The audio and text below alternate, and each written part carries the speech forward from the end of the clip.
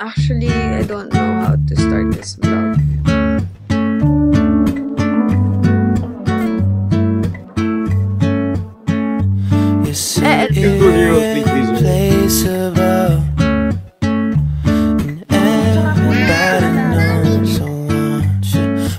Nasa Patton ako, guys.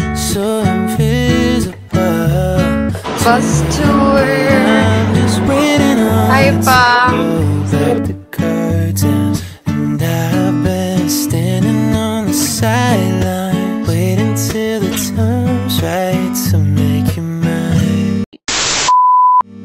Ever since the first time you opened up my world, I'll be back next year. Kakapasko lang, guys, na requirements ko. So,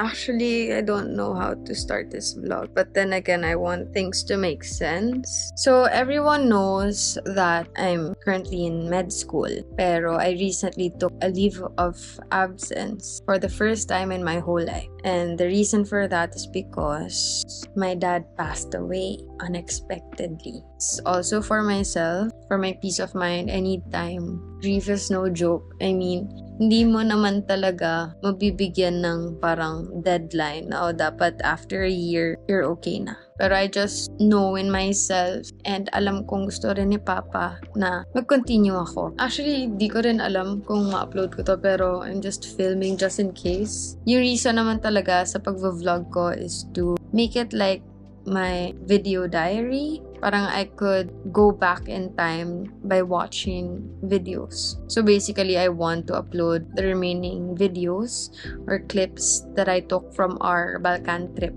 Andun yung mga memories ko with Papa. And also, I'll still vlog.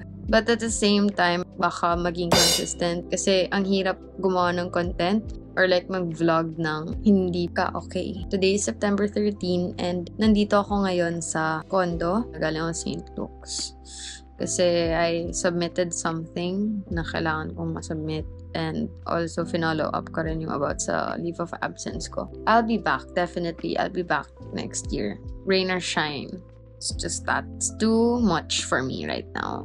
Losing someone very important sa life nyo. Yun yung biggest heartbreak ever.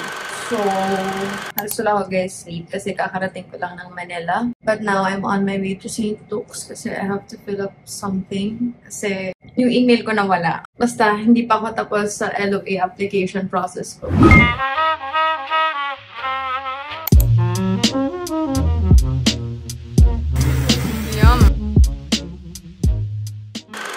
So hi guys, today is November 20 and I'm back here in Manila. Actually, pabalik-balik na lang ako sa Manila pero yun na nga. Hindi ako guys nakapag-vlog kasi wala pa ako talaga sa wish mag-vlog. But at the same time, I just felt the need to vlog this trip kasi babalik lang naman ako ng Bicol the day after tomorrow. Induction kasi ni Adrian. Flying na siya. So I'm going to film it kasi it's his milestone and I'm very, very proud.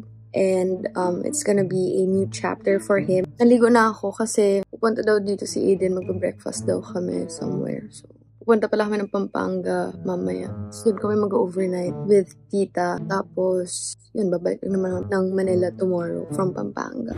So, i-interview na kita. Anong feeling? Ano ang feeling? Excited ka? Excited ka na iwan ako? Yes. Feeling anxious, feeling challenged for my new chapter. The dream starts now, tomorrow. Let's go. Pwede ba yun ang interview? Pang showbiz? Pwede na yun. your hair looks longer than last June. Breakfast at Anton's. Nasa Tagaytay pala, ano?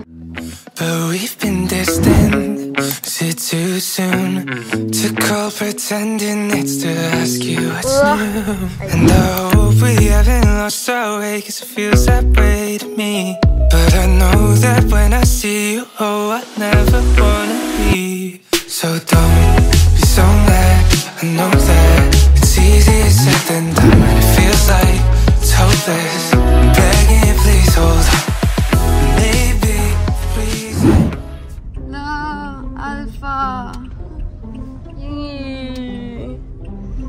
Hi, Captain. Captain agad. He's leaving on an airplane.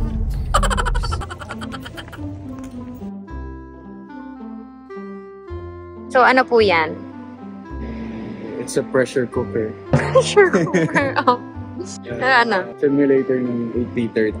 Wow. It's 320, 330. This one, ano to? Ito, niluluto daw nila yan. Boeing. Sim ng Boeing. Pero ano siya, fixed siya. Ang lamig ha, ang lamig dito.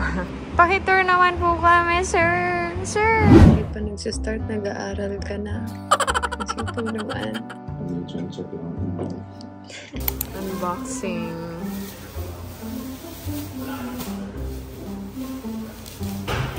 Hi guys, so dito na kami sa Hilton. Naka-check-in kami. This is actually located in front of Alpha lang.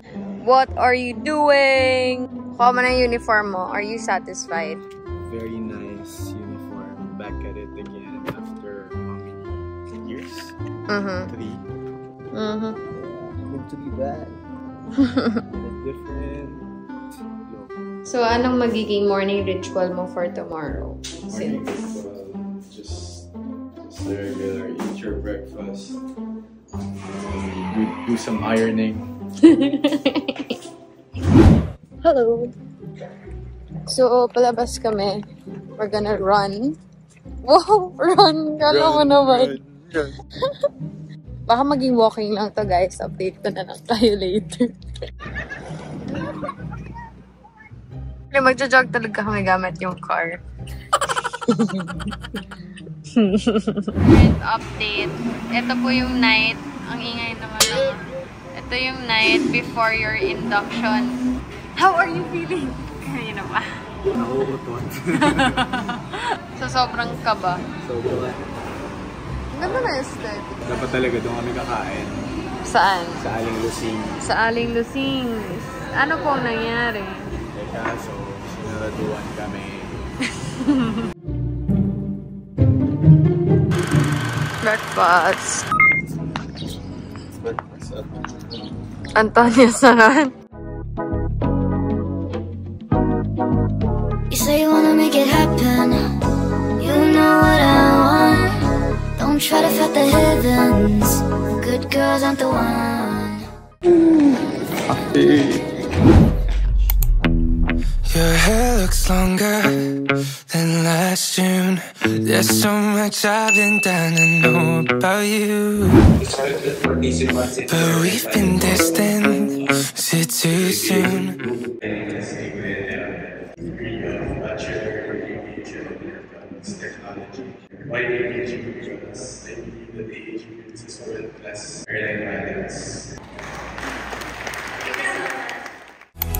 So mad, I know that it's easier said than done, and it feels like it's hopeless. I'm begging you, please hold on. Maybe the reason tossing and turning is 'cause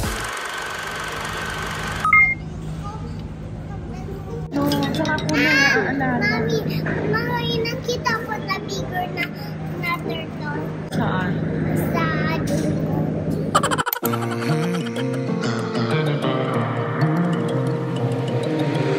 I'm always wondering how you're doing, even if you don't care about me at all.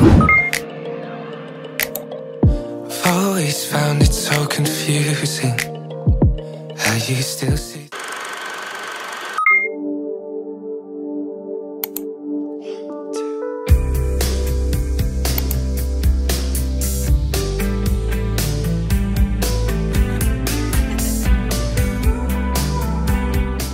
Hi guys! So, nandito na ako sa Uptown Parade. Dito yung Pretty Looks. So, hindi natin mapalitan dito.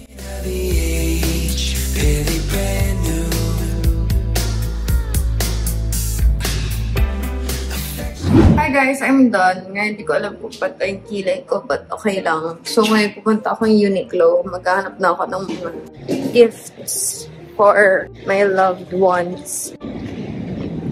Missing you, Adrian. Nasa Pampanga si Adrian ngayon. So, Wala akong kasama sa BGC. Joke lang. Pupunta sila mama dito. Pero, while waiting, punta na ako Uniqlo. Hi guys. So, wala akong nagustuhan sa Uptown Mall for Christmas gift shopping. So, ngayon, pabalik ako ng Landers. Ando na sila mama. Ang sakit ng kilay ko pa na just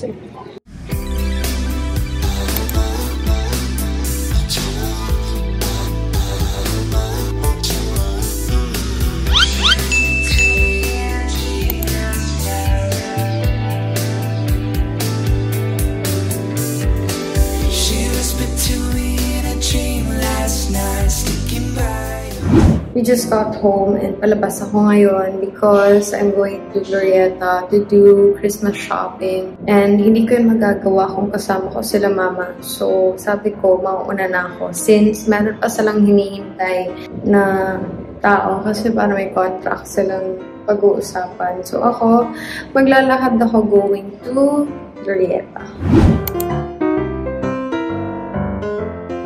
So, nasa Paton ako, guys. I'm going to try these, pero yung isa in white. Kaso bawal kasi i-fit yung white, so black na lang yung isang style. But yeah, ang ganda nito. What if I never get this close again? This close again? Take my time to really look you in the face. In the face. And I want to tell you, but I'm so scared that you don't feel the same. Maybe it was better when I didn't care.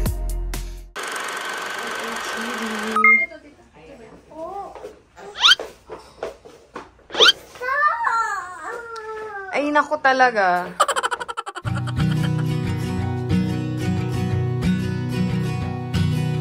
I know that I'll be fine, but I can't tell. But think about the time when I made it to your first show. Took hours to get there under the weather, but I would do it all again. How do I go from here? Oh, it's not. Bus tour. Hi pa. Brain baby mo to pa. All these years for a second of closure. Oh, still I miss you. Ganda naman. Sa office. Fun feels like without you in my life. Without you in my life. And I thought that I was fine, but I can't tell.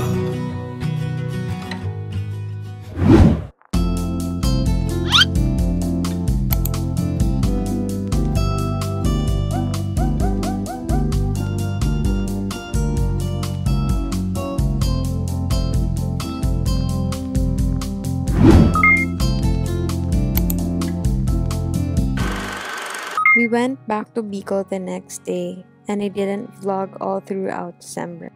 Going through grief is very hard. There are a lot of rough days, but there are also days where we try to smile and move forward. This will be my last video in 2023. Goodbye to the year that broke our hearts.